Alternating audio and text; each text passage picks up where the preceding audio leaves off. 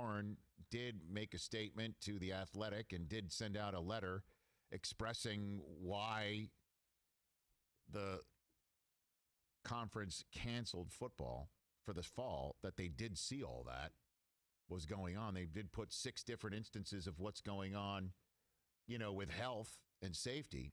That clearly that's the reason why they postponed it. I mean, isn't it? And if you think that you should bubble up and you should, make sure that the kids have some form or fashion of playing football, that you should go through the protocols at this school, and the school doesn't have all members having kids on campus, and your school doesn't either, why the hell are we calling your kid a student athlete anymore? Shouldn't we just call them, as Amy Trask pointed out, an essential worker and call it what it is now, and that they're an essential worker to your bottom line and your institution of higher learning? So shouldn't it be that? Are we calling these kids student athletes anymore? And again, I'm trying to be as understanding of these parents as I possibly can be. But what lawsuit are you filing? Basically, the Big Ten doesn't want your kid to be in the situation of the starting quarterback of Georgia State, who announced yesterday that he has the dreaded myocarditis, the heart complications of contracting COVID-19. That's what the Big Ten's trying to avoid. Now, if you're trying to force your kids to be called essential workers, and you're trying to get your kids paid for this, if you're trying to change the system, now I can understand why you're filing suit. If you're sitting there saying, okay, my kid wants to play football. Okay, my coach has a protocol set up that keeps my kids safe. Okay, I do not want my child at home online learning when he should be at school. Okay, well, that's a problem. Can't do anything about a pandemic. But if you are saying I need to sue because I want my kids to be called essential workers, that I want the kids to all get together and be part of the conversation with the powers that be to create a system that everyone can follow from all the conferences, that everyone together can follow and keep everyone safe and play football. That sounds like, what do we call it, a professional sports league, doesn't it? Yes, sir. So is that the point? Like I said, I'm trying to be understanding of parents who are trying to figure this out on the fly, where they're spending all spring long, are my kids going to be able to go to school? All spring long are hearing from the coaches who are probably like, I don't know yet, but we're trying to figure out the protocol. How many coaches did we speak to, right? Harbaugh, Brian Kelly. We spoke to a bunch of Clay Helton. We spoke to a bunch of college coaches whose initial reaction was, I think this can happen. That was when things were getting better in this country with testing and getting a handle on things. And then it was like, I don't know if it's going to happen anymore. We don't know what's going to happen. Brian Kelly's like, I don't know. I don't know what I can tell my, I keep telling the parents of these kids, when they send them to me, that they've got to be safe. And we're trying to figure out what that protocol is. They're trying their damnedest. These coaches are trying their damnedest to try and get some sort of certainty for parents who just want the certainty.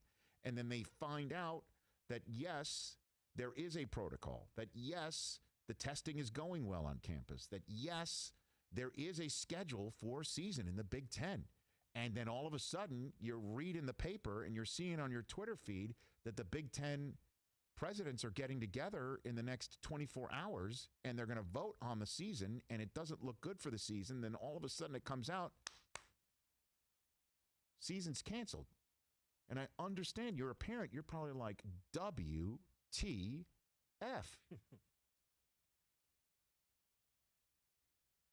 So when it all comes down to it, did the Big Ten roll this out properly?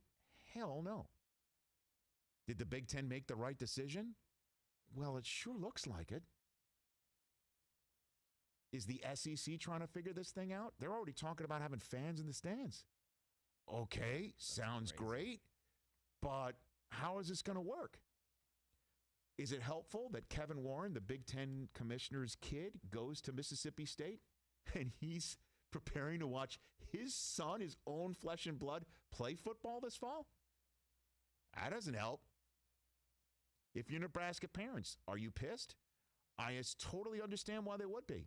But what are you going to glean from this information? Oh, yeah, the final count was 12-2. Oh, yeah, here's all the information. We just don't want your kid to get sick. How does that sound?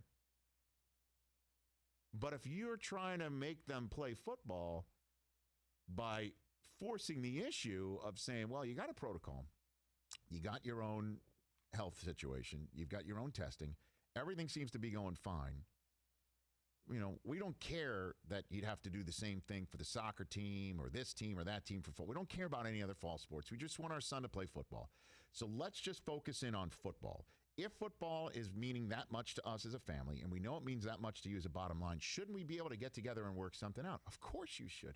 But is this a situation, a construct of sports and dollars and cents in which it can get together with management, a.k.a. school presidents and athletic directors and coaches, and also those who are playing the sport, student athletes? Does that actually, can you be reasonable and get together? Sure you can be, but the student athletes can't be called that when everybody else is off campus, at home, online. Your kids are on campus playing football. So they're not just student athletes, are they? So let's treat them as something else. Oh, can't have a season. If you're trying to call that hypocrisy up, I understand the lawsuit.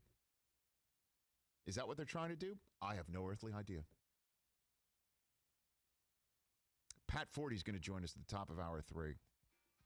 That's the conversation we're going to have with him. But when we come back, Rich Kleiman is going to be joining us. Always enjoy our conversations with the co-founder of 35 Ventures, business partner of 1KD when we come back.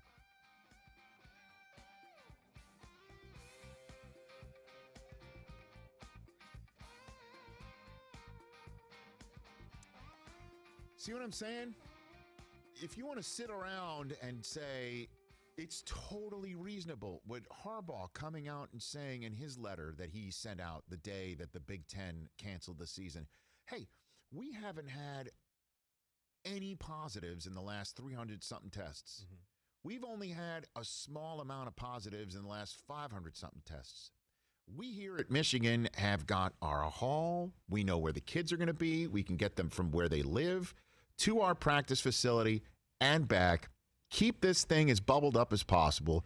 Tell our kids, do not do anything stupid. Stay away from the partying, which you know is going to happen. You saw what happened in Syracuse, right, where a bunch of kids got suspended because they showed up as freshmen and they started partying. It's happening everywhere. I mean, it's what 18-year-olds do. Yeah. And so it's not just there. It's everywhere. Everywhere. So if you are saying, we've got it, if you're a coach and you're a program saying, we've got it, well, then you still have to then turn to the student athletes in other sports and say, well, we just don't have it for you. Yeah. You know, and you're an athletic director, you're like, okay, we'll just cancel everybody else and we'll just focus on football. That's great. So Michigan can do it. Ohio State can do it. Obviously, Nebraska's saying they could do it. What about the other member schools? And then if let's just say every member school says we got it, then what about the other conferences? And then the other conferences need to do it their way too. And it sounds like a league to me. Right? I mean, welcome back to our Peacock crew that is shadowing us. This is the way we're going to work it on Monday, baby. Can't wait for that. So, you know what I'm saying? Like, this is This is crazy. So I understand if I'm trying to say, you know what, this is the way to get them to play football is we force schools to change the entire system. Which is perhaps why 2 conferences say, we don't even want to touch that. We're done. And 3 other conferences are saying, let's keep it going. Let's keep it going. We got this until you don't. Until you don't. But what if they pull it off?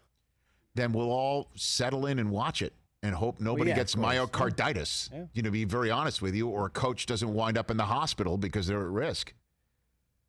There's a big difference between playing the NFL and bubbling up in your own work environment and then flying on 2 private jets separately to a quarantined hotel and then go home and hope that everybody, 2,000 employees who know that their jobs and their league is on the line do the right thing and stay home.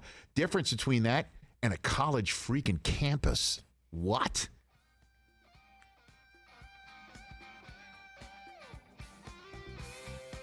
Welcome back to the Rich Eisen Show. Always love my chats with this gent. Enjoyed chatting with him offline, if you will, earlier this week.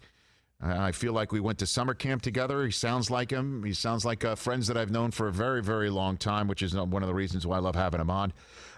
The 35 Ventures Network is launching 2 podcasts. The Boardroom Out of Office podcast, hosted by this next guest, which is available right now, and the Et Ceteras with the Kevin Durant podcast, hosted by Kevin Durant and the co-founder of 35 Ventures and Kevin Durant's business partner, Rich Kleiman, back here on the program. How are you, Richard?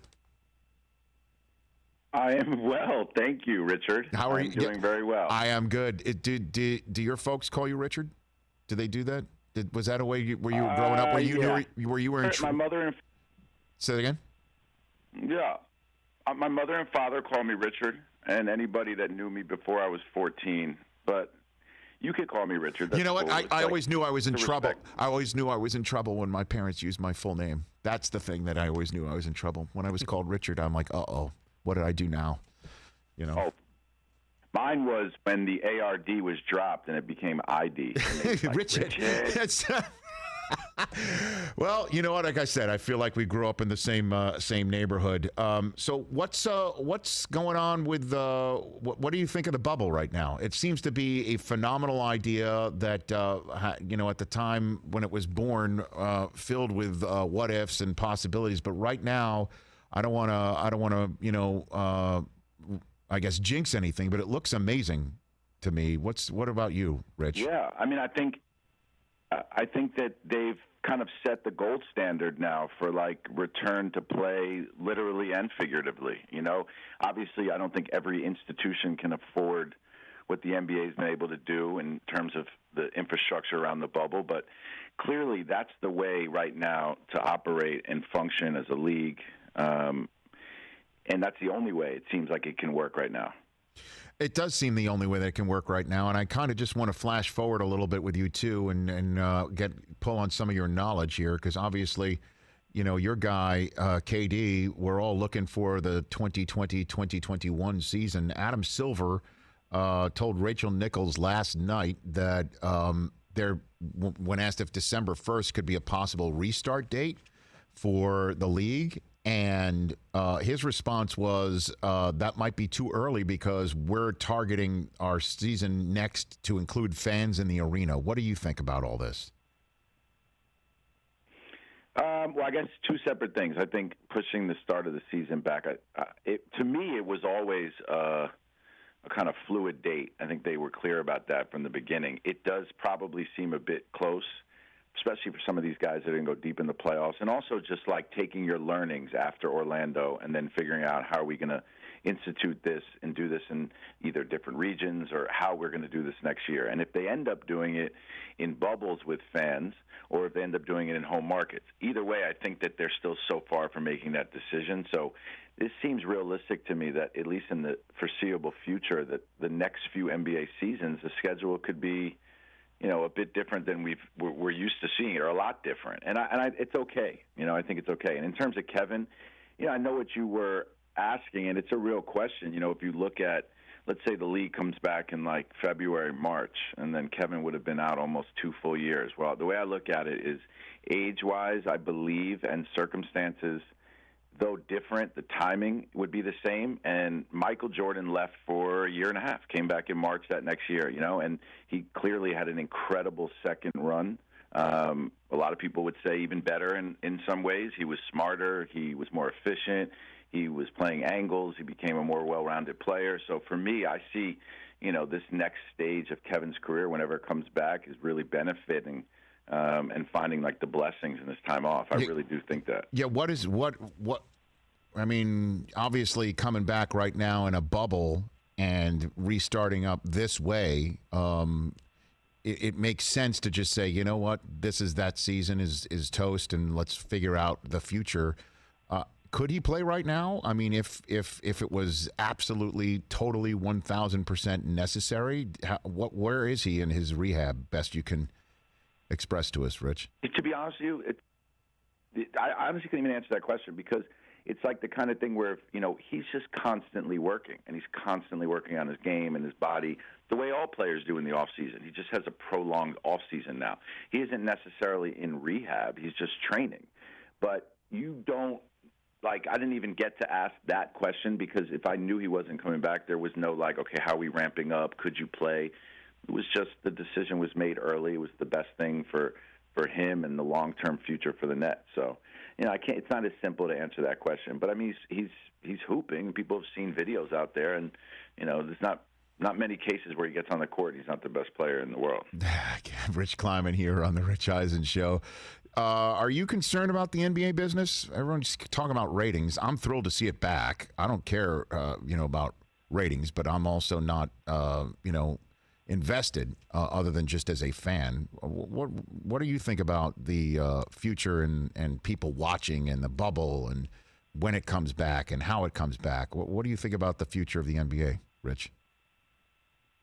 Oh, my God. The future of the NBA is as bright as ever. The stars in the NBA are not NBA stars. These are our country's biggest stars. I mean, LeBron is as big a figure in the entire world. The superstars in the NBA are global recognized names. And our commissioner of the league, is as good a leader as we have in any business in our country. So, I'm with you. I don't care about the ratings. It's the middle of August, and we all just are overcoming a pandemic that we're still living in, and our country divided between right and wrong, and so much in flux that if ratings are down, so be it. But the brand of the NBA has never been more powerful.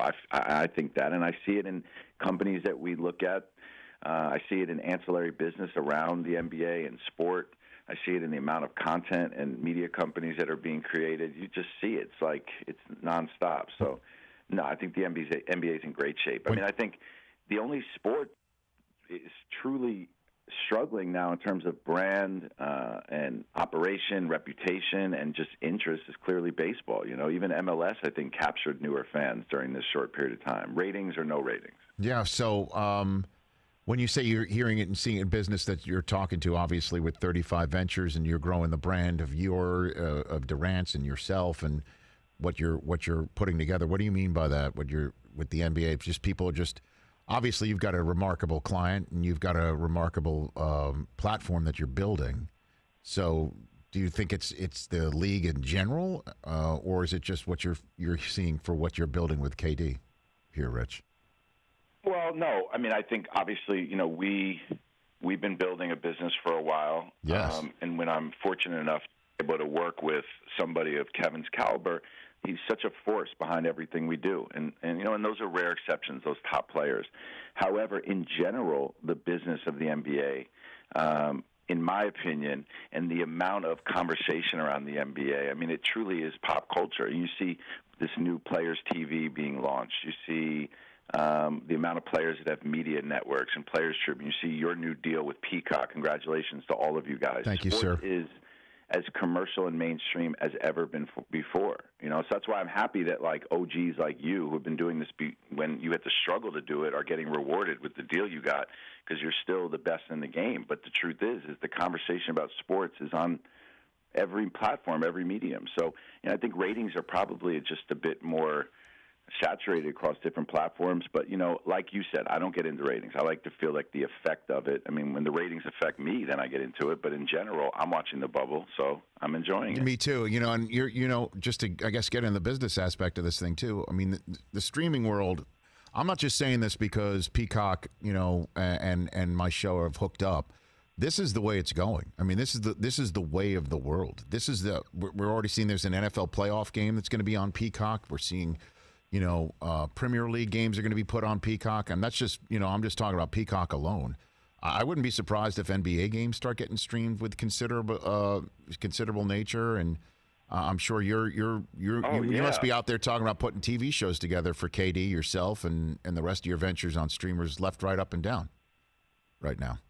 Yeah, well, I think the most powerful and richest companies in the world and in our country with the biggest balance sheets are companies that could, like the drop of a dime, become major players in these streaming deals. And I think this is an interesting time to add to so many layers of what's going on in sports and around the world, is that a lot of these media deals will be up in the next few years.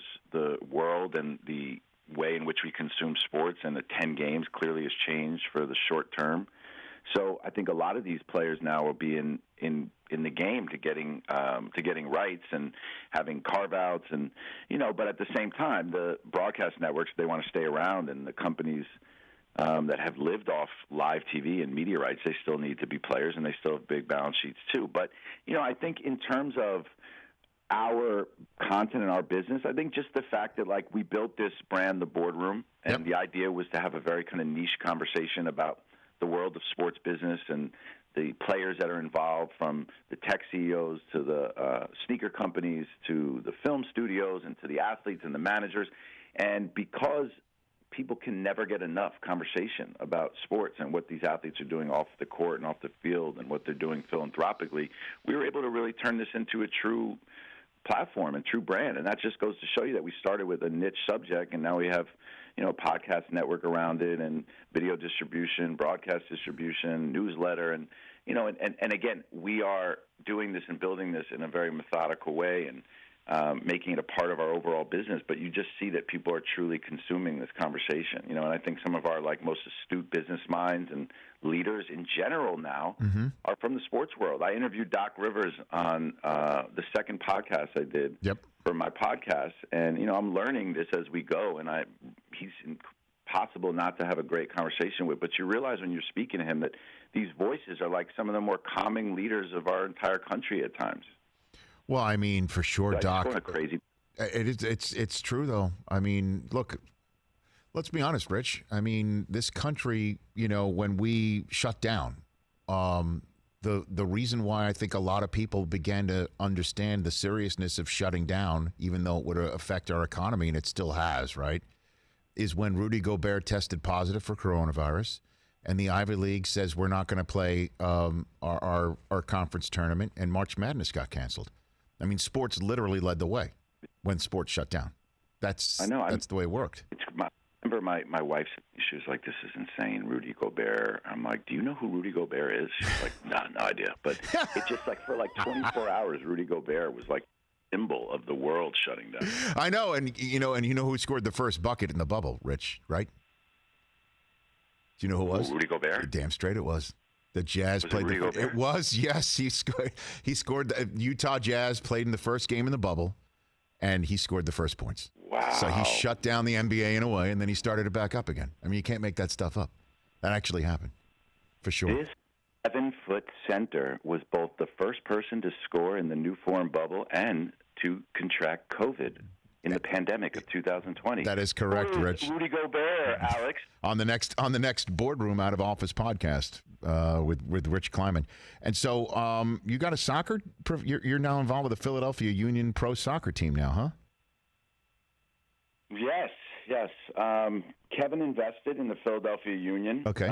Became a partner and is learning the sport. We're all learning the sport. Very exciting league to be a part of. Very exciting ownership group to partner with us. And we really align with them just overall on what we thought we could do to help them as a brand and how they could bring more awareness to the sport and to their team, what they could do in the community of Chester, Pennsylvania, which is a lot of similarities to where KD grew up. So what we do from a charity component really fit and was able to start to become part of what our long-term goal is with Chester and with Philadelphia. And it's something that I think down the road, whether it's in soccer or in another league, we'd love to have a larger ownership stake of a team and be able to be involved in operations and be able to see a league that's running in a lot of ways mirror to how the NBA built themselves, and see a team in the Northeast where, I'm from New York, Kevin from D.C., it's really been a good fit, and our whole team is really aligned with them. And then, it's all very synergistic. We're able to use some of the stuff we do with them and across our boardroom platforms and,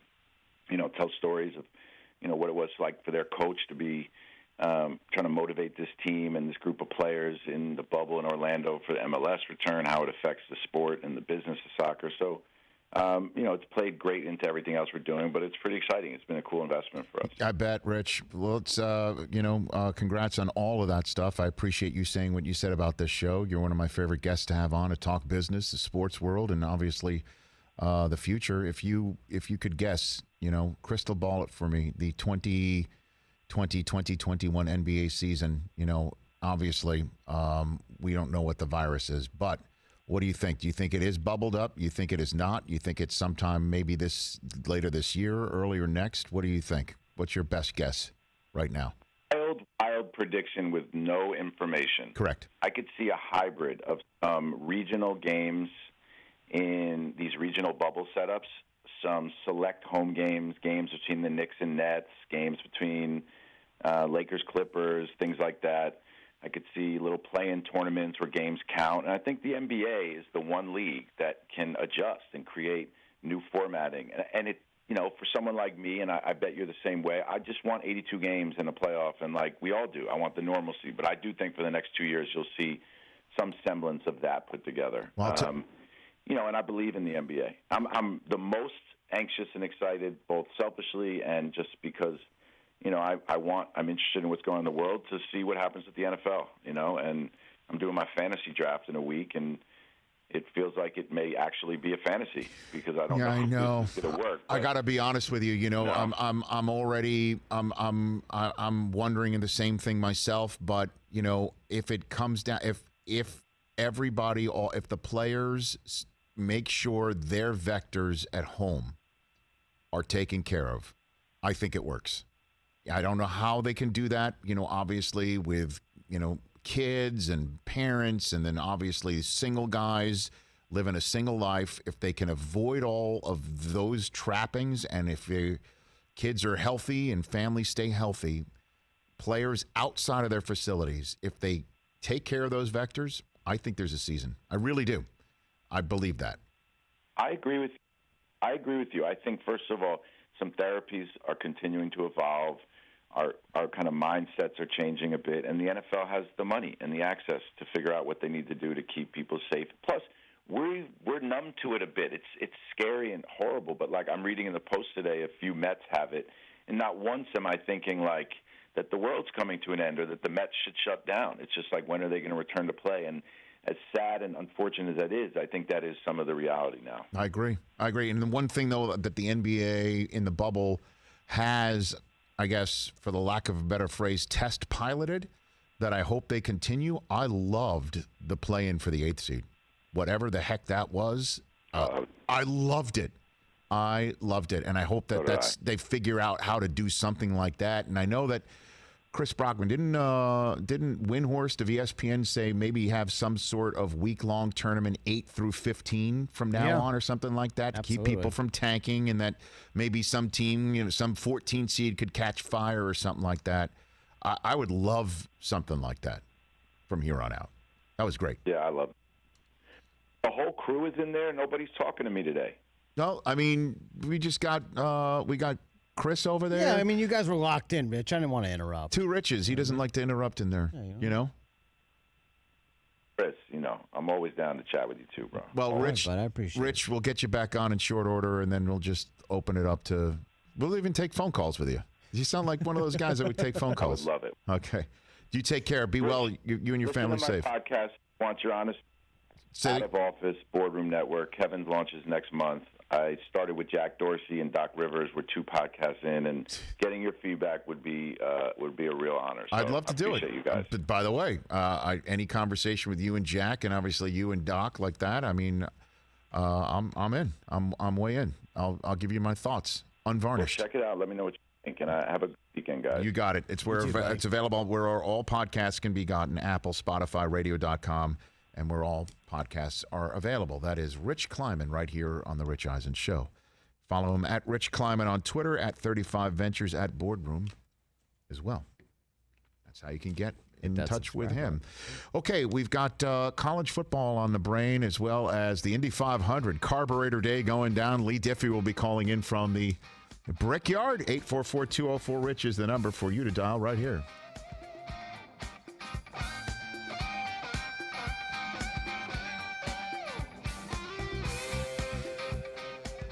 Is there a way, TJ, we could have our own chat room for Peacock? I don't know if Peacock has that chat interface, but is there a way that we could create one of our own for the 454s to have their own room? What do you think? I mean, will I spitball this sort of stuff while we're actually, chit-chatting? that's been spitballed by they're in here trying to come up with a Reddit discourse. They're trying to they're collectively trying to come up with something that they can stick together, still watch the show, and still have their interaction. I would love to foster that. How can we foster something like that? We can create a Reddit thread. I think some of them have been talking about that, but until we actually get on Peacock and we kind of see how it functions, how it works. It's very simple how it functions. The same way that it functions as YouTube. True. You go to peacock.com, peacocktv.com. You go to peacocktv.com. You sign up. You then find the Rich Eisen Show by putting it in the search. It's right there. It's really the channel, the NBC Sports on Peacock standalone is right there on the web browser, just like YouTube. It's the same thing. But I just don't believe, though. We can ask: is there a chat function that comes with the web browser version of this program? And that was the part I'm meaning. Like until we get on there. Again, pardon me if I'm ignorant. Yeah, people seem to really want that. No, but I'm saying is that if you're watching our live stream on the app, you can't. Can you still put in comments on the app, the YouTube app, as the show's going on live? Yes. Yeah. Okay. Yeah. Well, we'll talk to our friends at Peacock. I mean, they have a lot of questions. I'm trying to give them answers. I don't really have a lot, but a Discord into Reddit is something that they've been. And the neat part about Peacock is that we're right in the middle of a heck of a show day. Look at that! I mean, 12 hours of programming, right there. It's coming in September, it'll be 12. We're on the back end, starting on. We're on the back end of the day, starting on Monday, but we are in the middle of the day, starting in September. I've had some conversations with people at Peacock. They are fired up. It's great to just talk to some really smart, engaged people. Unlike about Chris this. and myself? No. That's a YP, not an MP. I didn't think he was taking a shot at me. I didn't. I don't know what's going on over there. I just assumed you were. I mean, Del Tufo's not here today, so it's like. What boxing match is it that he is doing? Well, we know that he doesn't know who's fighting. Rich, one thing.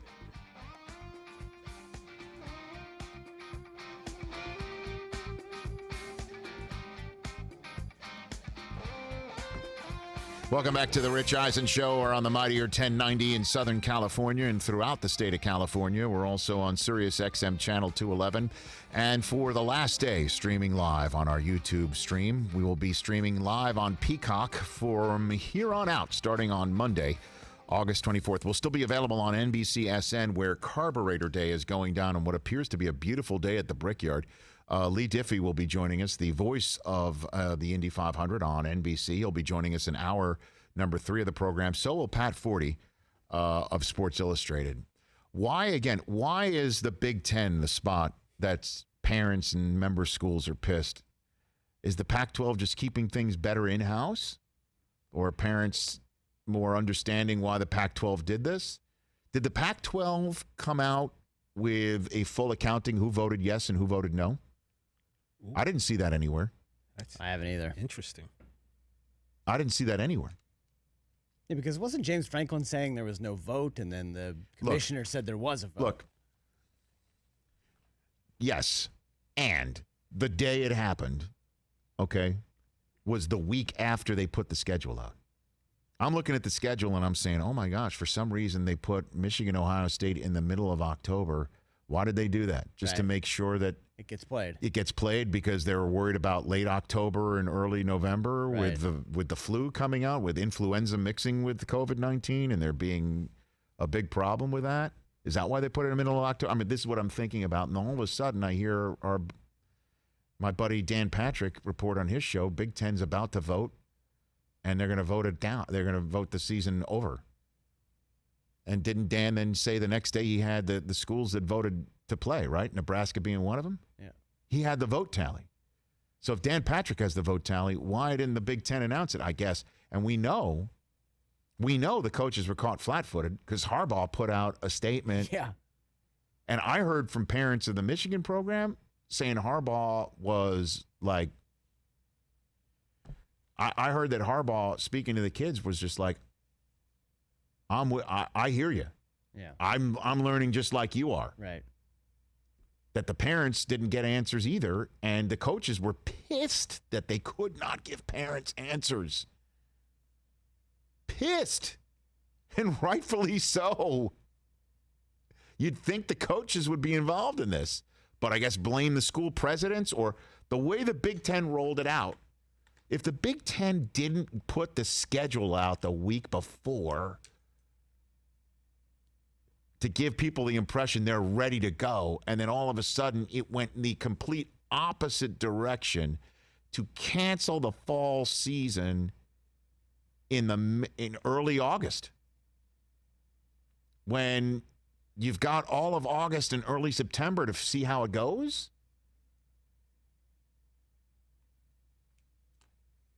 And then again, what will be gleaned from this knowledge that the Nebraska parents are demanding to know, and if they don't get, they're going to file a lawsuit? So I'm just sitting here thinking, as a parent, you want to know, make you feel better? Okay, here you go. It was 12-2. Your school voted yes. Does that make you feel better?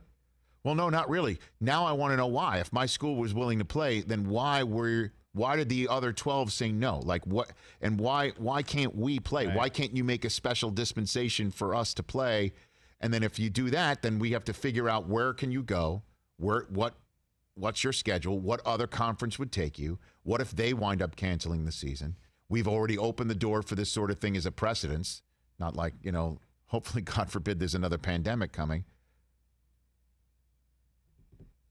And then in order to do that, you need to still go to school at Nebraska.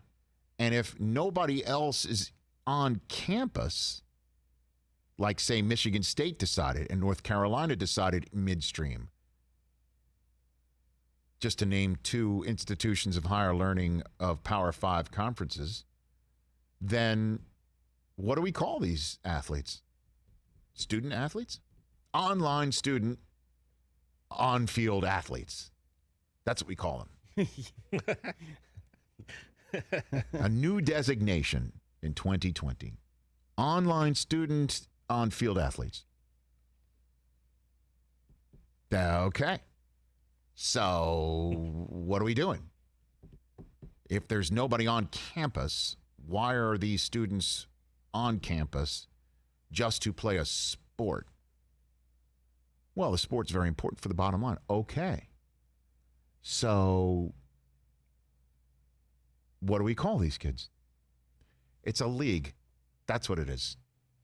It's a league with kids who provide a service. What do we call people who play a sport as someone who provides a service in the process? What do we call those people? You know what we call them? Professional athletes. Ding. That's what we call them. And if you as a parent are attempting to force that into reality, now I understand the lawsuit. Here's what we're going to do. We're going to make sure my kid plays, A. B, in a pandemic, they're going to get paid for it. And the way that they get paid for it is we find the construct to make everyone safe in order to play it. Tell me I'm wrong. 844-204-RICH, number to dial. Let's go. Jason in Indiana just phoned in. Let's pop him right on. He wants to talk college football. What's on, Jason? Hey, Rich. I'm hearing a lot of say about parents saying, okay, if the high schools can play, then why can't the colleges? You're hearing that in Ohio right now, I'll tell you that. I'm hearing that from a lot of my friends in Ohio right now. Well, the thing is, in the state of Indiana, we have a county that tried to shut down the schools halfway into the initial practice, and the parents came out, and the athletic director said, wait a minute, are you going to pay these parents back all the fees that they've paid for a season that's not going to happen?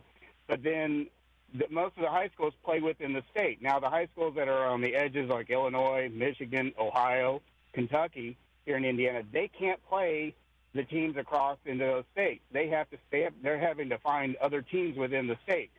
So basically the difference is that intercollegiate, the issue I can see is they're afraid of flying from one state to another and getting exposed there, whereas a high school, within the state, within the county, usually you're playing in, and you can kind of create a minor bubble, but somewhat of a bubble nonetheless. Here's the issue, okay, is that let's just talk football writ large, okay? We just had a conversation with Rich Kleiman, who is as deep into the sports business world as you could find another human being, right? I mean, and so he knows the ins and he knows the outs, and he knows what's at risk, and he knows finances, and he knows all of it. Football, he's concerned. Why? It's not in a bubble. Got it. You see what's going on with baseball. The Yankees-Mets series just got canceled. Got it. How can the NFL deal with it? I pointed out, and again, we heard from Bruce Arians just yesterday, if the players can control their home vectors, we've got it. There you go. Okay, and thanks for the call. If the players can control their home vectors, we got this. Because as Arians pointed out, no one's getting COVID in these facilities. They are testing like crazy. They have it locked up. He said he's the mask police. The head coach of the Tampa Bay Buccaneers, who is coaching Tom Brady and Rob Gronkowski, says part of his job requirement is to be the mask police. So as long as the players go home and are not exposed, and again, that can happen if kids do wind up going to school and their vectors are brought in. If you do go to have some sort of, dinner with somebody and you're not wearing a mask and you pick it up and you come home and you're asymptomatic and you go to work and then all of a sudden it spreads like crazy within your facility, that is a possibility. If there's a single man out there and they're trying to live the single man life of a star professional athlete, A, can't blame him. B, can blame him if it's a pandemic and you put at risk yourself and the rest of your team in the league. Okay, let's control that. If you can control all of that, you got it made in the shade. And the reason why potentially you could control all of that is because there's a professional sports league saying, here are the rules, and there's a union, and there's pressure, peer as well as professional, put upon you to do the right thing. Because you could lose your money, your livelihood, your reputation, your friends, your word, being your bond. You can lose all that.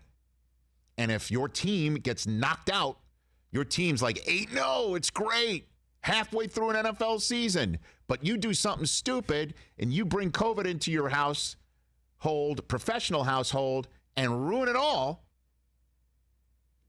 that's on you. And you could lose your money, your pension, all of that. That's professional football. High school and college, you're going to tell a 16-year-old, you're going to tell a 19-year-old on a college campus with 19-year-old and a 16-year-old, 17-year-old, QB1. Big man on campus. Okay, like this is, and then you're dealing with hundreds of programs. Hundreds. Well into the 1,000 of programs. How are you going to handle all of that? That's the problem.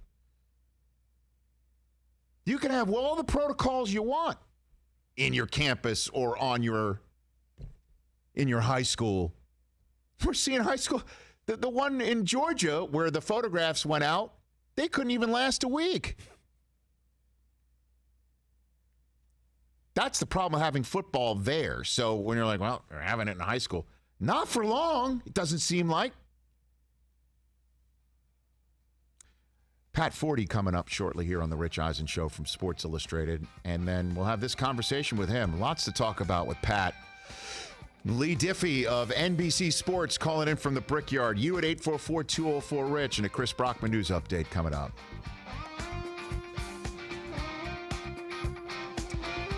And we're excited again about Leigh Diffey joining us. Any conversation we can have with our friends at NBC Sports about it's 1 Eastern time. The Indianapolis 500, the Brickyard, an empty Brickyard, everybody. Wow, that is going to be so weird. Sunday at 1 Eastern time. Normally, again, it would be May 23rd would be your date. Yeah. Not August 23rd. Hey, man, if September goes off without a hitch, you're going to have mid-September. You're going to have the NFL's return. Yep. You're going to have Triple Crown Racing. That's right. You're going to have U.S. Open coming up, right? NBA playoffs. Right, and then the Masters is coming up, too, at some point. Masters November. NBA playoffs, Stanley Cup. You're going to have conference finals by that point in time. And you're going to have, right in the middle of September, Houston Astros at Los Angeles Dodgers. Joe Kelly will hopefully be freed by then. Let's hope so. And so U.S. Open golf hasn't been canceled, has it? That's what I meant. Yeah. No, British Open not happening. Oh, is that right? Yeah. Only 3 majors this year. All right, we're back in a second. Hour 3 coming up.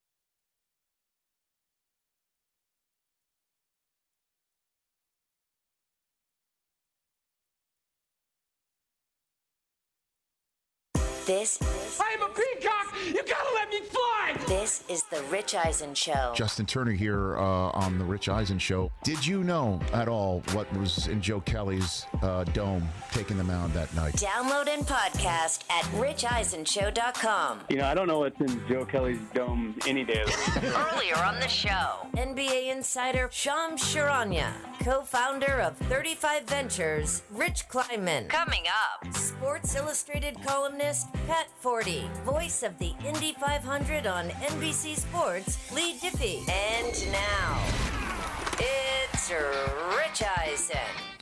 Hour number 3 of the Rich Eisen Show, right here from our El Segundo, California studios. We're going to talk a little Brickyard with Leigh Diffey, the voice of the Indianapolis 500, on our friends at NBC Sports at 1 Eastern time on Sunday. The Indianapolis 500 normally held on a date like May 23rd, not August 23rd, but we live in interesting times, to say the least, and that's might be a little bit glass half full to call these interesting times, but that goes down on Sunday. And then on Monday, we're back here for a full week, our first week streaming live on Peacock, on NBC Sports on Peacock. We'll be on after the Dan Patrick Show. Stop me if you've heard that one before. DP will precede us every single day on the NBC Sports on Peacock live channel stream on this new wonderful streaming service. Florio starts it off with PFT Live, then DP, then us. And we will be on every single day. You can still call us, 844-204-RICH. You'll be able to watch us on NBCSN all the way through to October 5th, and we're Peacock only. Our YouTube streamers that have been religiously watching us, we thank you for that. Just join us on Peacock, peacocktv.com to get that service. It's free. And you can download the app. It is free, and watching us will be free, and you are free to get that app, please. We've had great chats with Shams Charania of The Athletic, as well as Stadium. Rich Kleiman, the business partner of Kevin Durant. Go to our YouTube stream if you missed any of that. Now joining us from Sports Illustrated, this man knows the ins and the outs of the college football world, and I've got lots of questions to bounce off of him. He's Pat Forty. How are you, Pat? I'm good, Rich. I have no good answers. But fire away. You know what? Because you know what? But nobody has any good answers. I mean, nobody. Even those who have canceled the fall season, those who are still hoping to have a fall season. Name me somebody who's got a good answer. Nobody. Pretty much. Nobody. I wrote last week that everyone in college sports is miserable because nobody is sure what's the right thing to do. Nobody is sure what is the right thing to do, and it does appear, right, that the Big Ten and Pac-12 acted out of the right thing to do, but we're seeing quite a bit of pushback from the Big Ten, from member schools, from coaches who clearly were not given a heads up about all this. What do you know about the Big Ten vote and the process that went down that clearly still needs some clarifying, even though Kevin Warren, the Big Ten commissioner, did start speaking this past week about it? Yeah, I talked to him after he released that open letter, and I asked him, I said, can you go into the details of the vote? He said it would not be prudent. I wish they would. I wish the individual schools, the presidents who have done mostly have just kind of hidden in their offices since then to stand up and say, yep, I voted to postpone, or no, I voted to play. You're being paid a lot of money. You sit in a very prominent position. You have to make difficult decisions. I don't think it needs to be a secret decision. I mean, this is not sitting on a jury in a murder trial trying to decide whether somebody needs to be put to death. It's a decision on whether to play football in the fall or to try to play later. It's just not that damn important to not be able to put your name behind how you voted, in my opinion. But that's where we are, and I think that's part of the reason for the frustration that I think has gone way over the top from a lot of people in the Big Ten. But the issue is, though, is that whether it was 12-2 or 14-0 or even, what would it be that would be so darn close if it was, 8-4 or even closer than that, I guess what would it be? You would putting pressure on the schools that said no, or putting pressure on the schools that said yes if they find out that this was the prudent decision down the road? I think they're scared of the backlash from disappointed, angry fans, and frankly from coaches that have helped whip up that sentiment online, and even athletic directors that have done the same.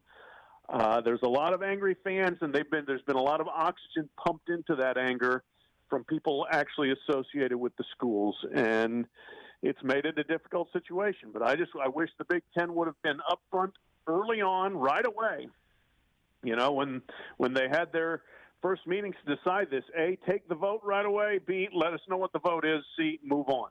But they have not handled this terribly well, and people just refuse to move on. But it's not as if, Pat Forty of SI here, it's not as if the Big Ten is standing alone, Pat. The Pac-12 made the same decision the next day, but it seems to me that that hasn't received nearly the amount of blowback.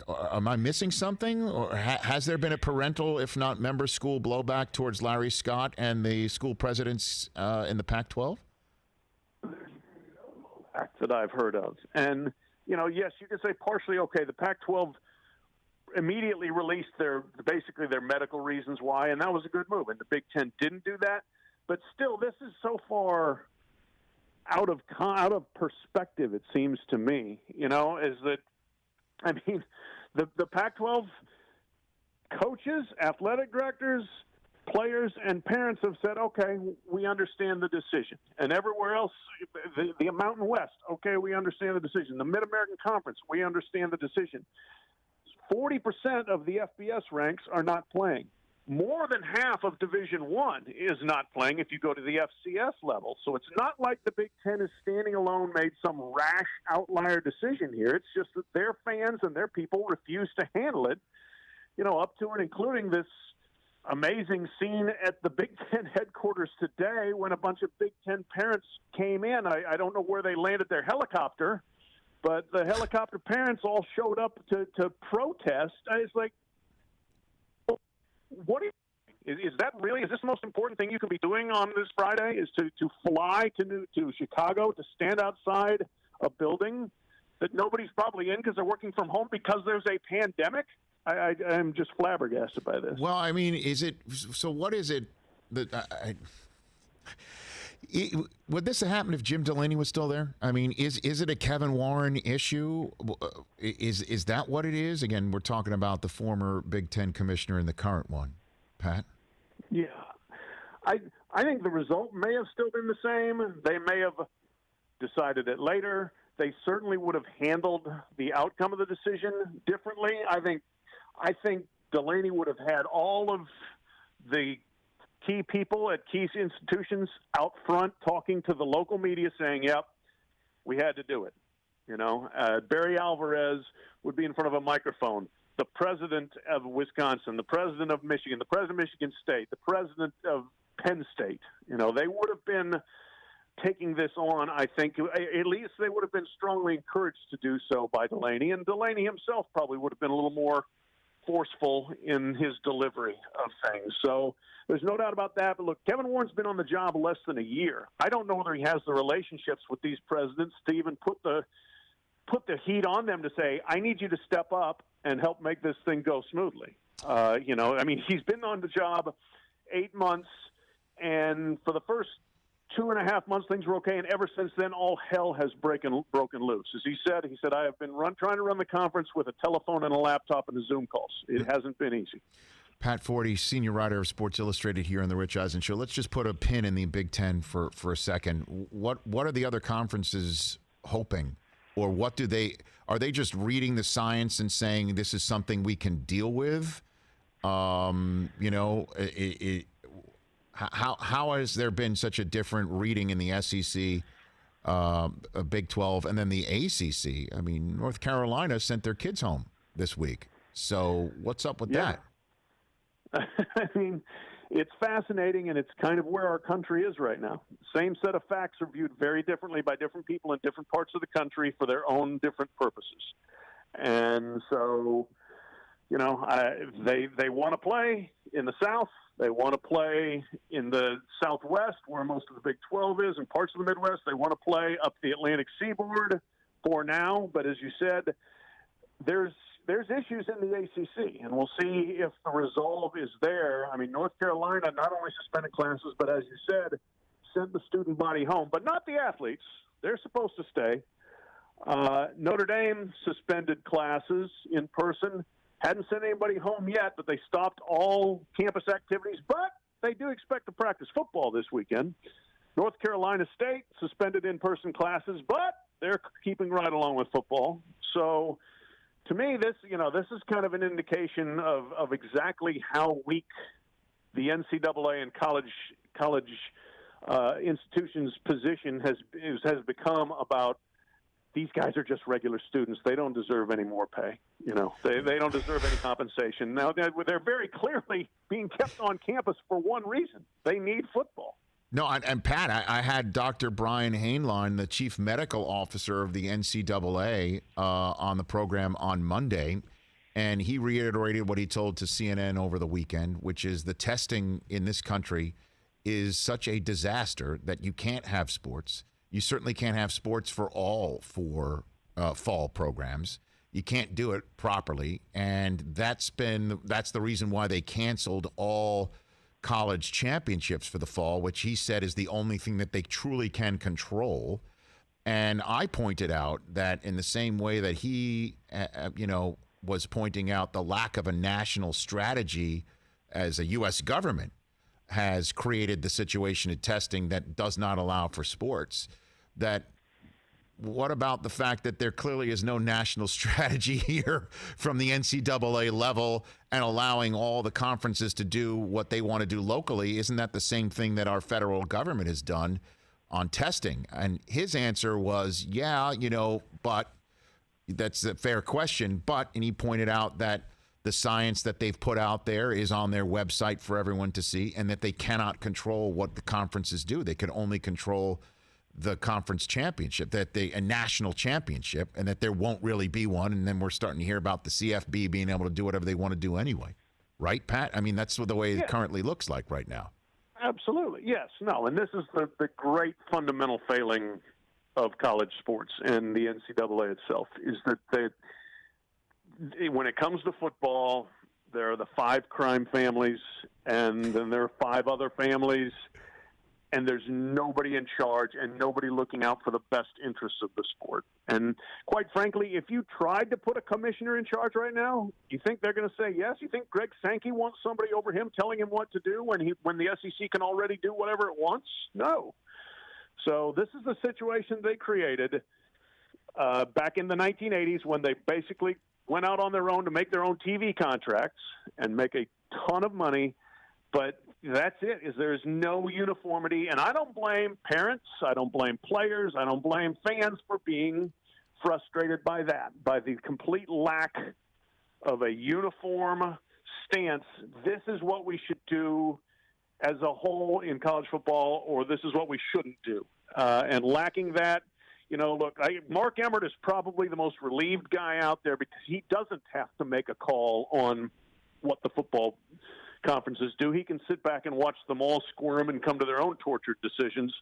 But we would be much better served, I think, if there was one decision for the entire country.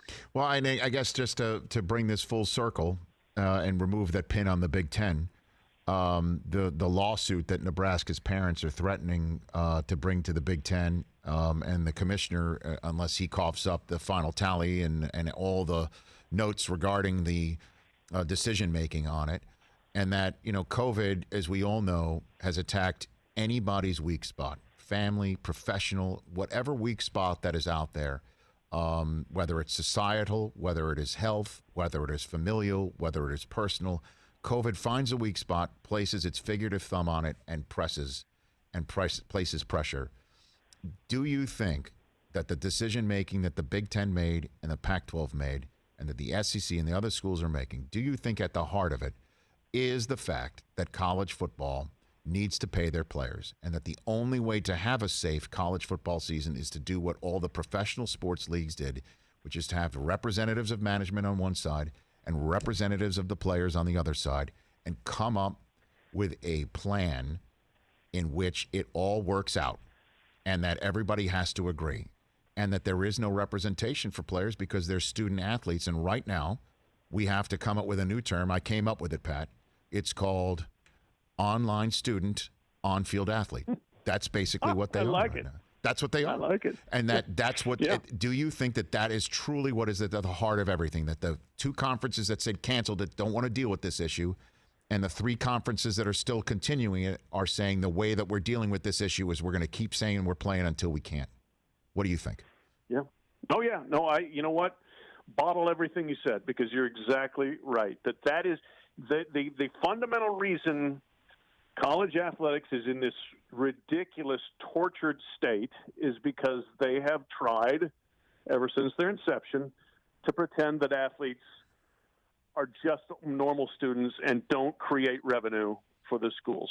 And so The insistence on that stance has clouded or informed every single decision that's been made.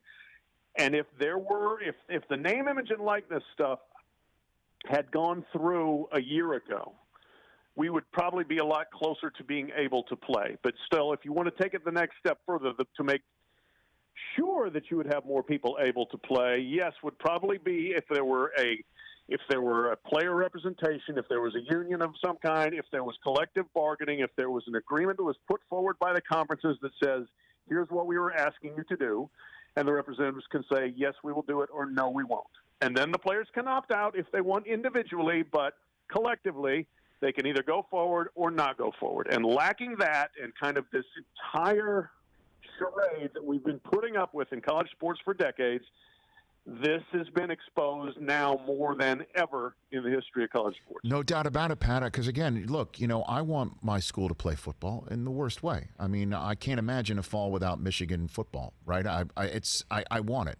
And then seeing a schedule being put out, and then a week later having it saying, well, forget it.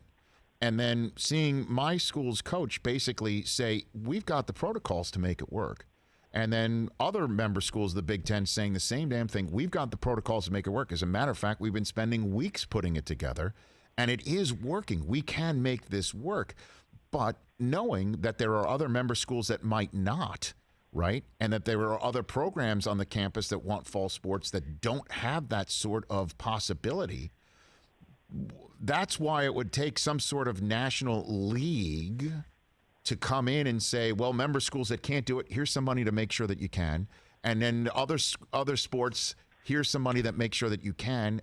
And there's no possibility of that happening, right? Like, we can't get together and come up with the plan and be reasonable as parents are asking, and college coaches are saying they wouldn't want to be part of that discussion. You can't have that discussion if you're saying, well, you're just a student athlete. That's it. Yeah, right. No, that's the fundamental flaw. And as we've, the myriad attempts over the years to try to fix the flaw, to address the system, all run into this, first of all, philosophical intransigence, secondly, economic intransigence, because they don't want to share the money, but thirdly, then just the monumental bureaucracy of the NCAA, which is, well, we need 19 different committees to study this for a year and a half, and then we can maybe bring it to a vote 6 months after that, and then we'll see if that gets passed, and we can maybe implement it in 2024. It is so hard to get anything done, given the bureaucracy that college sports labors under. All right, last one for you then, Pat, is when do you think, what's the fail-safe point by which the three other Power 5, Big 5 conferences who are saying, let's still wait and see, what's the fail-safe point by which they make this go or no-go decision, do you think? I think they are go until they are no-go. Like, I intend to play, forward to play, and we'll stop only if things reach a point where they just feel like it's untenable. And, it was fascinating, really interesting, where the Big 12 was the fulcrum on this whole thing. Like, the ACC was going to play, if the SEC was going to play, but they needed that third Power 5 league to do it. Big 12 decides, okay, we're in. Now you got the majority. But if one of them drops out, then do the other two say, oh, we don't have a majority anymore? I guess we're all out. So I think we're waiting just to see if they all three of those stay in there. And that's why what's going on in the ACC is so interesting, with the three schools that are running into problems on campus. I don't know. Nobody, this is another problem, of course, Rich, nobody has ever articulated a definitive, this number of cases we stop, this number of problems we stop. There's nothing written in stone. So it's all just like, we'll see how we're doing. And so nobody knows. Nobody knows what the fail-safe date is. Nobody knows what the fail-safe data is. It's all just kind of, let's see how we can do this, and if we run into enough blowback, maybe we won't. Pat, I've loved the conversation, but I think we've literally just chased the tail, because we started by saying nobody had any good answers, and I think we've ended with that, too. Exactly. If I'm not mistaken, that literally just happened. But I appreciate the call and the conversation, and we'll have it again soon, hopefully. Thanks for the call. All right, thanks, Rich. Right back at you. That's Pat Forty of Sports Illustrated. Hey, if everybody sends all the kids away, and then the football players are allowed to stay, maybe everybody's creating their own bubble. But then you got to just Not be a on purpose, total though, hypocrite calling them student athletes. Everybody else out. You football players stay. Right. That's called essential, not amateur. Everybody out. Online student, on-field athlete. I think we've got the new phrase that pays. Nailed it. Let's take a break. Leigh Diffey will join us from the Brickyard, the voice of the Indianapolis 500 on the NBC when we come back.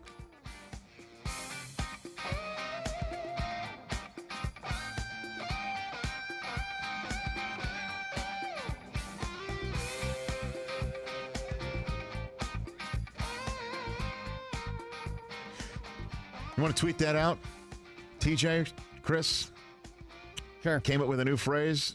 New phrase for schools that have no on-campus learning but have football. Online student, on-field athlete. Online student / on-field athlete. That's it.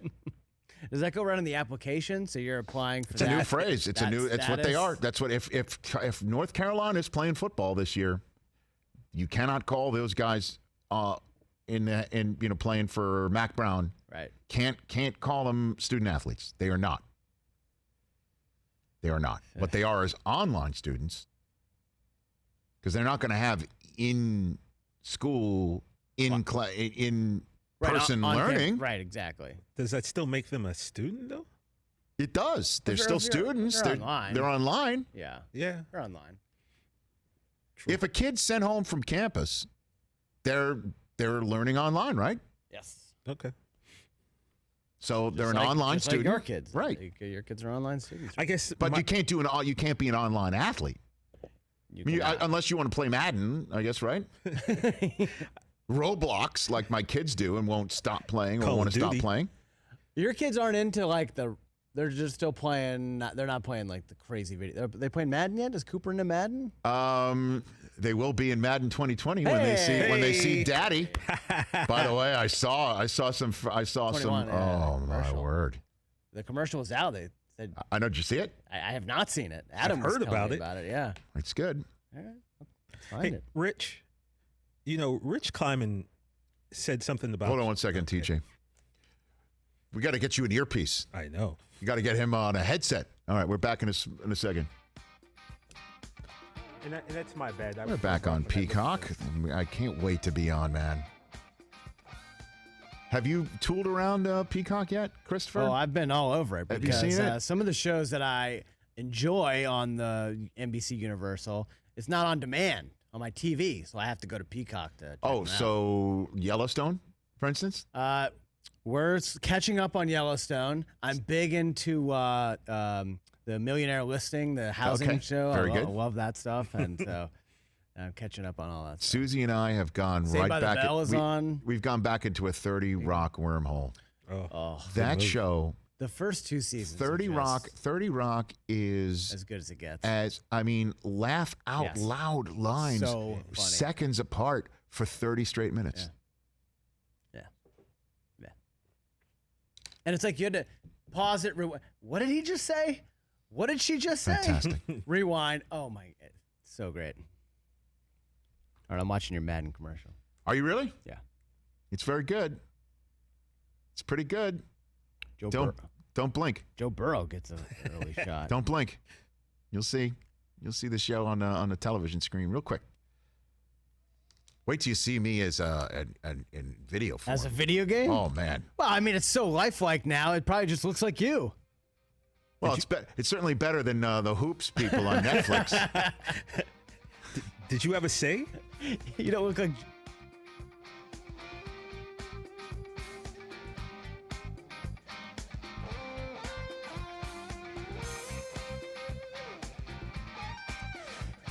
Welcome back to the Rich Eisen Show. Leigh Diffey will join us from the Brickyard shortly. Again, should we trademark online student, on-field athlete? Absolutely. Just came out with it. That's what you cannot call the UNC Tar Heels if they play football this year and they've sent everybody home. You can't call the Michigan State Spartans if somehow, some way, some court injunction forces the Big Ten to have a season again. It's not going to happen. That's why I'm just, again, I don't want to I'm trying. I want to. I'm being as understanding of the Nebraska parents as I possibly can. Again, you're wondering about your kid. Certainly, if it's a freshman, can you imagine? You're finally sending. You've spent entire high school tenure or career for your kids, and you're thinking, oh, my kid has been offered by Nebraska. They're going to Nebraska. This is amazing. Oh, pandemic hits. Oh my gosh. Will he even be able to go to school? They're going to have a season or not? They call up Scott Frost, and he's basically probably like every other coach saying, I don't know. I don't know. We're hoping to. We've got the protocols. We've got it set up. You know, I can only control what I can control, which is what all coaches do. And then they don't have answers for the parents. Best they can, parents send the kid there. They've got the protocols set up. They see that there's a schedule. They're thinking it's going to happen. And then all of a sudden, a week later, it's gone. Call up Scott Frost, and Frost probably is like, well, we're intending to play. Mm-hmm. Or you call up Harbaugh, you call up James Franklin, you call up Ryan Day, and they don't know. They are not fully informed, which makes them livid because they want to be fully informed. They should be. They're only the HC of a big-time college football program. Makes a ton of money for the school and for everybody. They don't know, and it makes them even more livid because when a parent calls, the head coach should have the answer, right?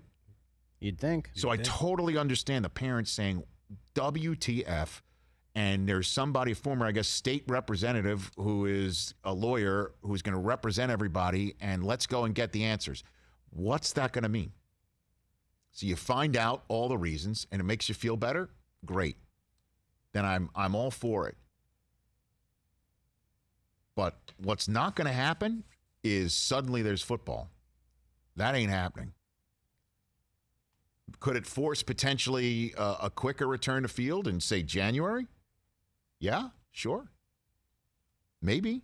If that's what you're looking for, then good luck. But if these folks are hoping that there'll be some sort of public pressure, like, say, that leads to Brooklyn Nine-Nine not being canceled, you know, like this is not that. This is not happening. It's not like a television show where everybody calls up and it doesn't get canceled anymore.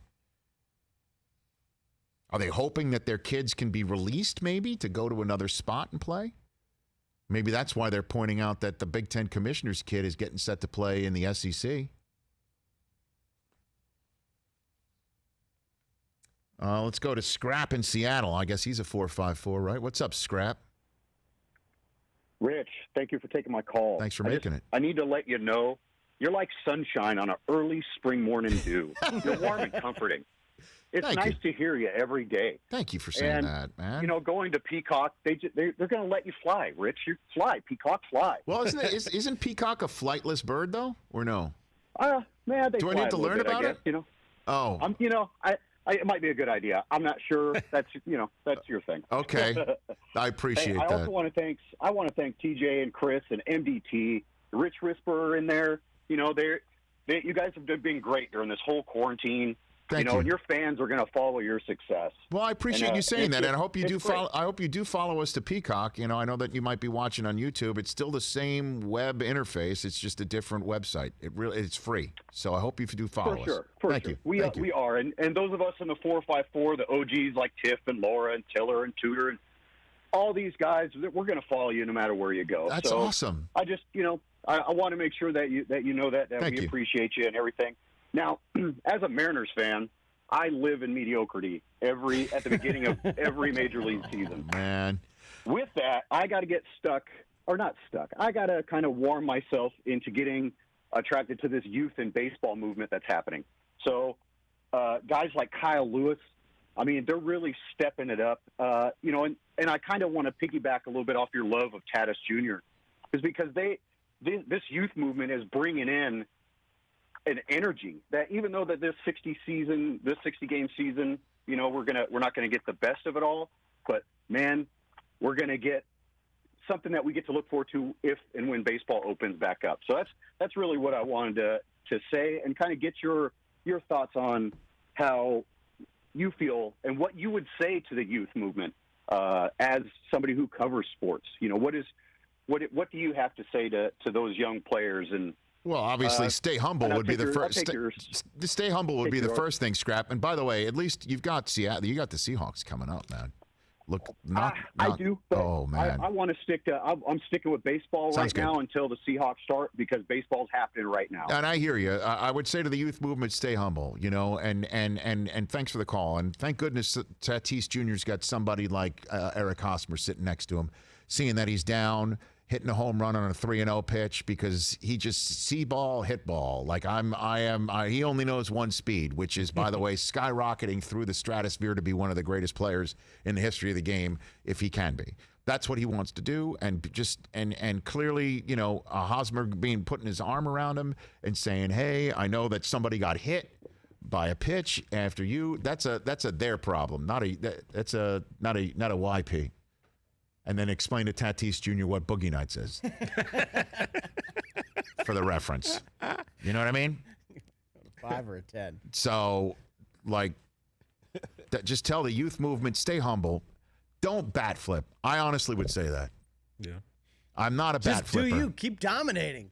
Do you, but just don't do anything totally outrageous. That's all. Yeah. And I know the youth movement in many ways loves the bat flipping and all that stuff. If you want a kid to do it, do it. If you don't want a kid to do it, then don't do it.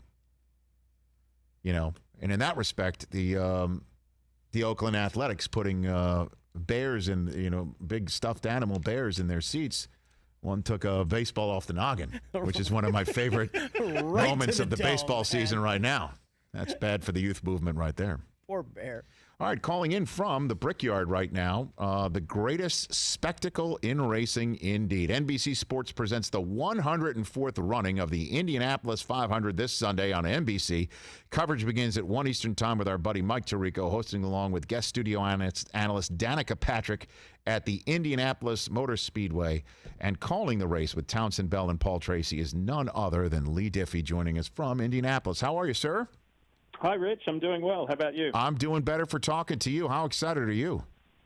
Really, very, very excited. We've just wrapped up the final practice, which is Carb Day, an old tradition of, you know, back in the day where they used to tune the cars and fine-tune the carburetors. Well, there hasn't been an Indy car with a carburetor in it since the early 1960s. Yes, right. But, right. You know, everything here is all about tradition, so they keep the name, and basically it's just the last opportunity for the field of 33 to practice and just go through some race simulations and see how the car feels in a lot of traffic as opposed to last time we were on track when it was qualifying. So, yeah, just one last hit out before things get real. Well, speaking to the those who are, you know, behind the wheel, you know, obviously wanting fans there, it's a big part of it. It's not like that they haven't done this, i.e. race in a pandemic before. But what's it going to be like, you think, in that Brickyard on Sunday for these? It's really quite sad, to be honest.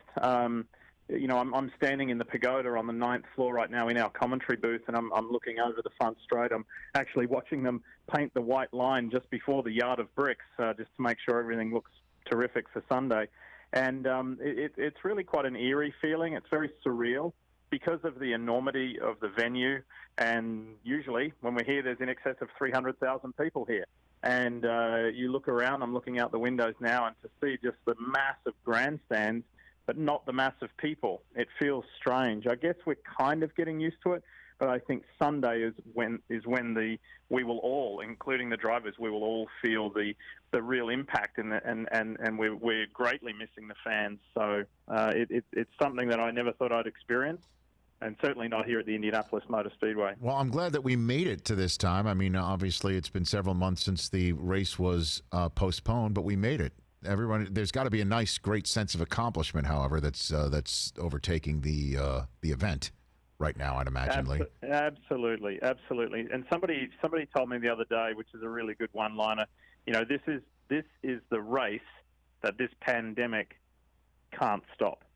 And I thought that's a pretty bold statement, but it's true and it's great. And you know, Roger Penske, the billionaire businessman and 18-time winning team owner in IndyCar and the Indy 500, you know, he said with the acquisition of the series and the acquisition of the Indianapolis Motor Speedway earlier this year, he said during the early phases of the COVID-19 pandemic, saying, look, we will have fans at the Indy 500. And that was a very bold and optimistic statement from Roger, but he's doing it because he has memories of when he came here in 1951 with his father, and he got to put on a helmet and sit in a race car. And that fan experience changed his life. And so, he is all about the fans. And so he took that bold step and made that bold statement because he thought he might be able to pull it off. In the end, like so many other sports, we've had to listen very carefully to local health officials, the CDC, government guidance, etc. And so it wasn't to be. But I think the next best thing is, it falls upon us on NBC Sports to give the fans at home the best show that we can. And I'm sure you will. Sunday at 1 Eastern Time, kicking it off with Mike Tirico. We got the voice of the Indy 500 on NBC, Leigh Diffey, joining me here from Indianapolis, right here on the Rich Eisen Show. That, again, will be streaming on Peacock for the first time, first of many for many years. We knock on loose sight right here, if you're with me. That'll be on Monday, the day after the Indy 500 gets run. And, Leigh, it's interesting, you're probably going to get a new audience. There's going to be a lot of people, as you know, just eager to watch anything live, and certainly something that with a familiar name. And speaking of familiar names, look who's sitting there on the pole, and Andretti for the first time since 1987. It's Marco.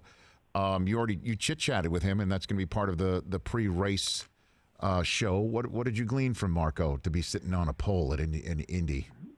Well, he's thrilled.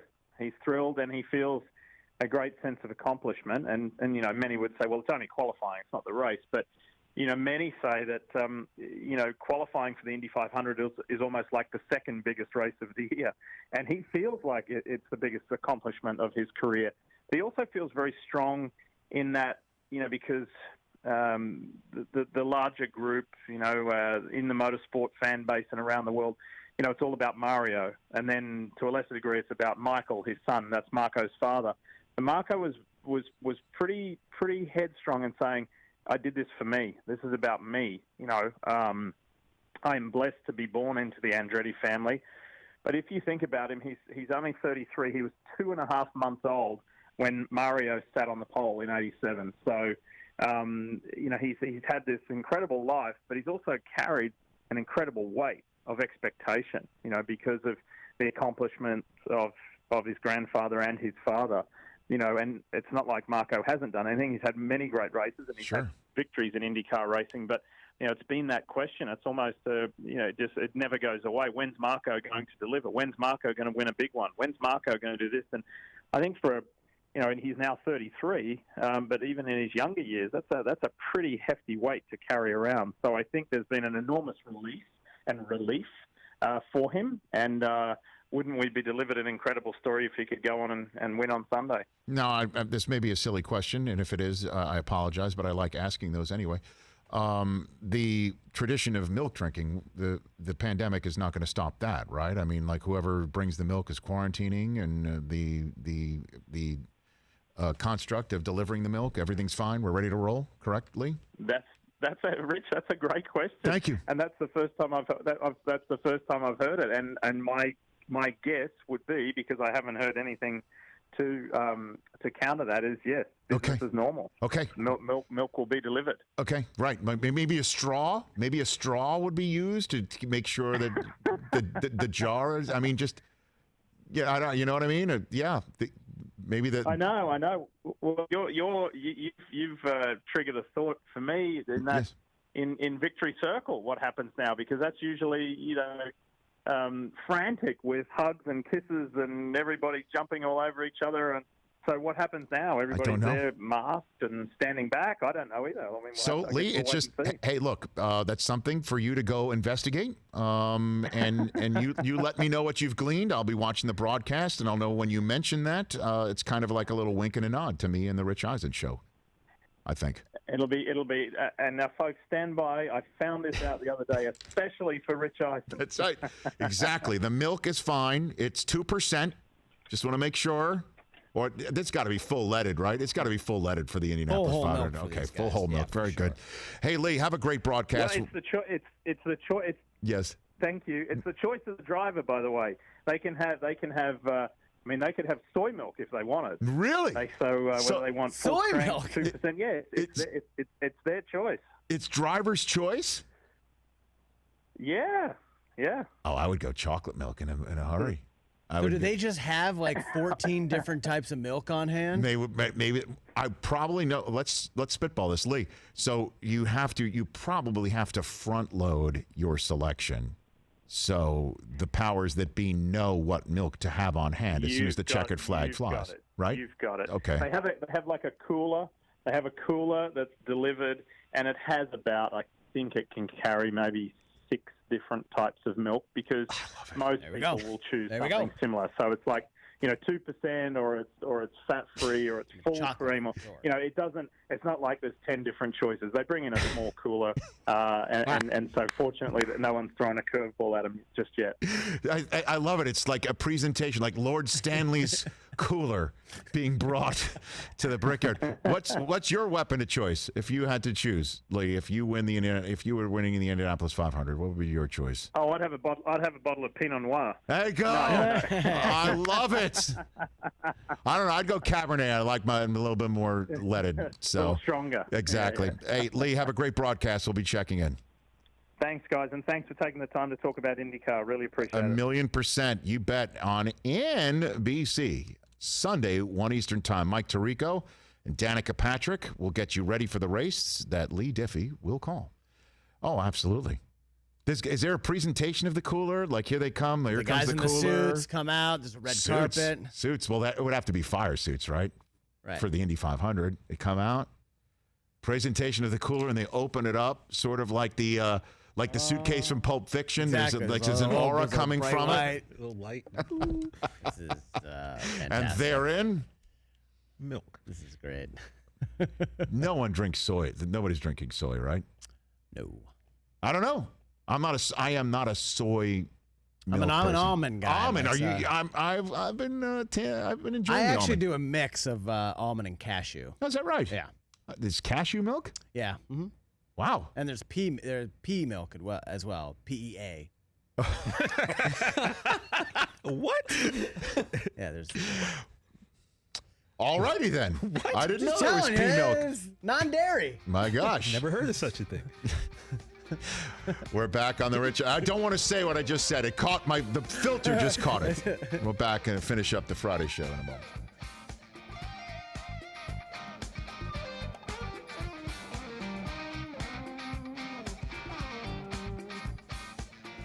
I just saw an update here on my phone. According to MASN, Masson, which is Mid-Atlantic Sports Network. Mid-Atlantic. Steven Strasburg needs potential surgery after being diagnosed with carpal tunnel syndrome. Is it a video game I was situation? about to say, do you think, when it all comes down to it, we find out he's been playing video games? Who was the Twins guy? Was it Francisco Liriano? Who had that? Yeah. Is that right? I think. Is that what when it all comes down to it, will we find out that that's what happened with Steven Strasburg? Could need surgery. What a wild season. It's just, it's just bananas. Bananas. Yankee season going down the drain all of a sudden. Well, you can't beat the Rays. Rays are really good, man. They're really good.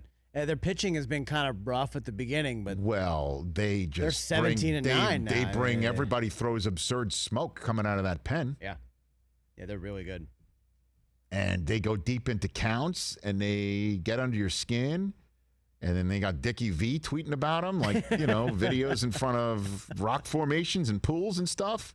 with his golf shirt on. Yeah. Dickie V's getting it done. He's fired up about the Rays. Why not? Tom Brady got the day off today. Speaking of Tampa sports. I saw that. We have some Julian Edelman sound. You talked about it. We can play it. We'll do that shortly. Yeah, a little golf update. Oh. And NBA's at the half right now. Oh, you got a little news update to go out the door. Just throw some things together. I like it. A higher register does not mean I don't like it. I have 10 amazing facts about peacocks.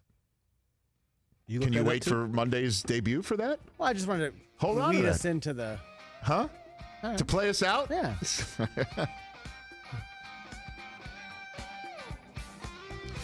So you have created for our Peacock audience top 10 known facts about peacocks? Yes, this is at animalfacts.com. I think you should save this for Monday's 10 Peacock amazing debut. facts about peacocks. By the way, you know who's on our Peacock week? I don't know. I don't know. Daryl Morey has agreed to appear. Hey, He has he got responded. back to you. He got back. What did he say? Just yes? You know what? I will read it to you because it is typical of Daryl. That's what I mean. He's not just a yes guy. He'll give you a... Oh, you know what? I'll wait till the radio audience returns in just 30 seconds to make the 1090 a little mightier. Yep. That's what I will do. 1090. I don't know if you could tell. Leigh Diffey was from Australia. I picked up on that. All right. I was going to say Pinot Noir. Shouldn't he say Foster's? Because that's... Foster's is pure lead. Oh, jeez. All right.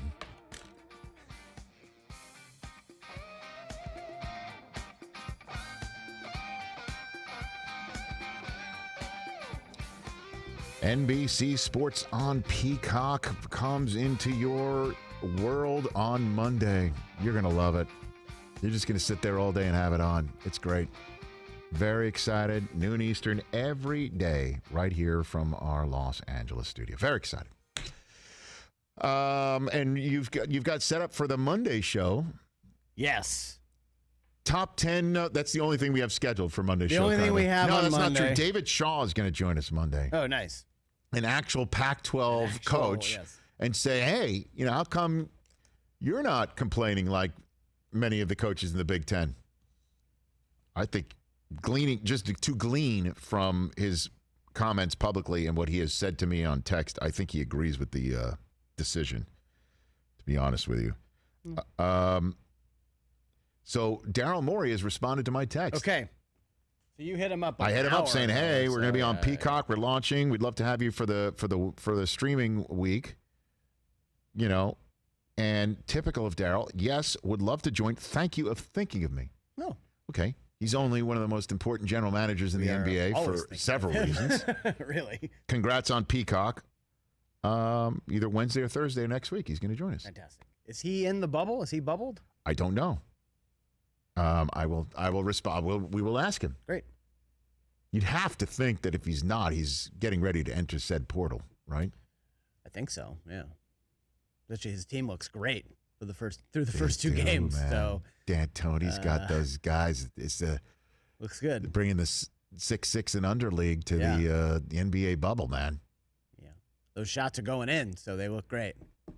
We've seen what happens when they don't go in for Houston. That's correct. Well, usually things don't go well for NBA teams when they don't go in. Yeah. As the Especially Lakers shown that on, team. but the Rockets in particular. Especially that team. Yes, the Rockets are particularly prone to being undone by missed shots. Yes. From about 25 feet away. Okay, so before we head out of Dodge, Christopher, do you have some news updates? Oh, sure. Over there? I do. Okay. You mentioned Julian Edelman, some of his quotes, what he had to say about the quarterback competition. Here is what he had to say on WEEI today. Right. Okay, go for it. Definitely a former MVP for a reason. I mean, the guy's a professional. He works his tail off. He's extremely dynamic, and he's got a personality that he's got a charming personality.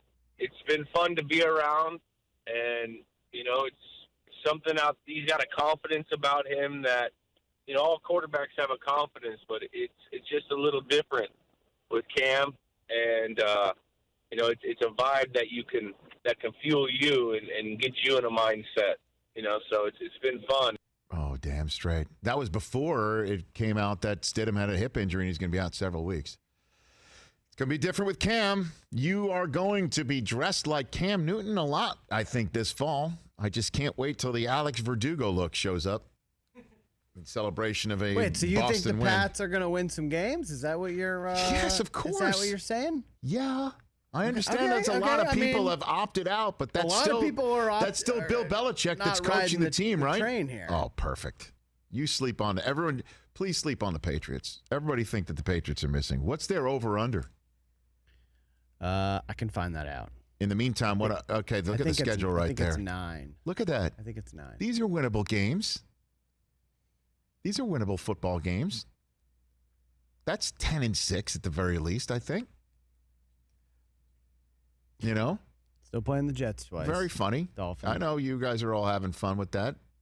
Sam Darnold's playing faster, guys. Actually, the Patriots has moved. It's 9.5. They have the same win total as the Buccaneers. Who wins more games this year, Bucks or Patriots? I would take the Bucks in that department. You will. I was going to go the other way. We could do that next week. Maybe that's our first Peacock poll question. I love it. Let me write that down. Who wins more games? Not only is that a great question, it's great for debate, but it's also what's really people are looking for, or at least what I need to do, which is gambling conversations disguised as sports talk. Isn't that the new thing in 2020? Actually, 4 teams have this 9.5 win total. Those are Buccaneers, yes. Patriots, Eagles, Steelers. Mm-hmm. Who wins more games of that foursome? Interesting. Chiefs and Ravens have the highest win. Those totals. are my favorite. You know, when we do the 60-second round, go round on game day morning. On game day morning, yeah. Put 60 seconds on the clock. And every last question is like, Julio Jones averages 75 yards receiving against the last, more or less. Yeah. It's for the props bettors, man. Drew Brees has thrown 2 touchdown passes in 5 consecutive games. Will he do it? Make it 6. Props bettors. I wonder who's interested in that and why. All right, big day in the PGA Tour. Northern Trust going on up in Boston area. Scotty Scheffler, if you watched the PGA Championship, you knew that he was in the running at the end. He joins an exclusive group, guys. He shot a 59 today. 12 under. Who shot a 59? Scotty Scheffler. Huh. He kind of looks like Danny Noonan a little bit. Does he really? Yeah, a little bit. But so does that mean he went 59. He wants a fresco or is going to mow someone's lawn later on today? It's possible. It's a And Dustin Johnson. Does he stand for goodness or badness? Didn't want to do it. Clearly he stands for goodness today at 59. Felt I owed it to him. You'll get nothing and like it. By the way, and keep an eye on Dustin Johnson. He may be flirting with 59 as well. He is. What the hell's going on in Boston? He is 9 under through 8 holes. 9 under through 8? Dustin Johnson. He has 2 eagles and 5 birdies. What must that feel like? I have no idea. What must that possibly feel like? He's on the 9th hole. He has 23 strokes so far. That's like flopping the nuts 5 straight hands in poker, where you're just like, this is like feeling flopping good. Full houses in 4 of a kind. Yeah, man. Yeah. He's 9 under through 8. So Dustin Johnson might be on his way to another 59. Wow. What else you got over there? NBA action, Game 3, Raptors Nets. It's unfortunately for you, it's in a commercial. You can't use the. Raptors, you got it? No, Raptors up 10. Raptors up 9. Excuse me, 9. Raptors are just third quarter. Raptors are just like keeping on, man. Let's just keep going. Raptors Let's are good. keep going. Everyone's sleeping on them. They're very Don't you good. think? Yeah. I'm particularly interested in them to win the East. If you pick up what I'm putting down. What are you putting down? How much are you putting down? I like the Raptors to win the East. Did you really? Okay.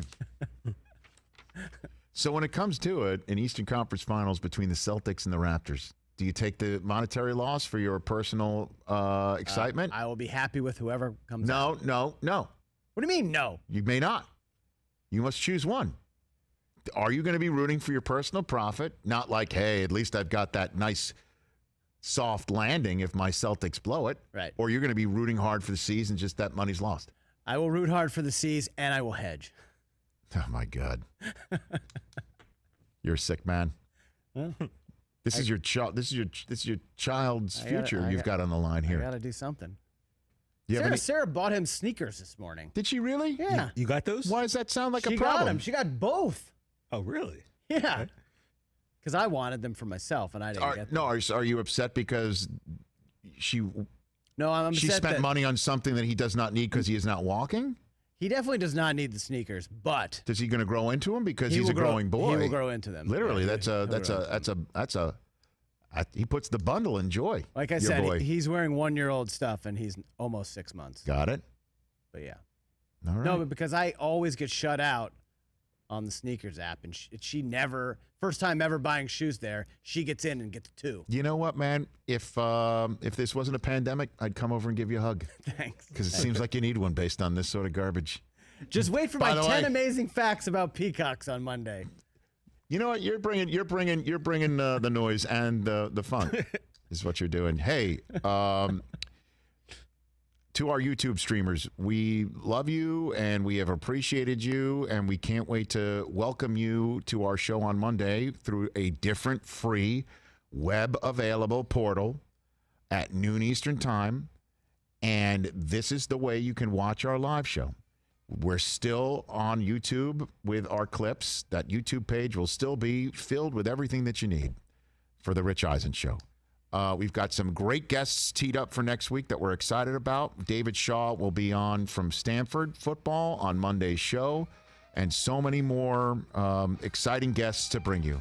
And a new chapter of this show begins on Monday, and we look forward to seeing you there to join us.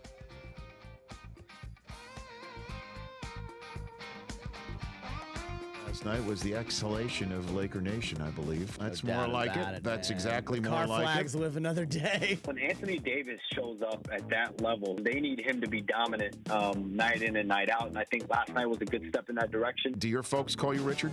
Do they do that? My mother and father call me Richard, and anybody that knew me before I was 14. But you can call me Richard. That's you know what? cool. I always knew I was in trouble. Respect. I always knew I was in trouble when my parents used my full name. Mine was when the ARD was dropped and it became ID. Like, Richard. So basically, the Warriors signed D'Angelo Russell, right? They get Wiggins, and then they get the second overall pick. What's the rest of the league thinking? There are going to be veteran players across the league that want to join this team. Drop some names. Give me some names who might want to join the Warriors and just go ahead and make them a 60-win team. I don't know if I can spill any names yet, Rich. What do you mean? You're in the bubble. No one is listening. You're in the Rich Eisen Show bubble. We'll just keep it between us. The whole crew is in there. Nobody's talking to me today.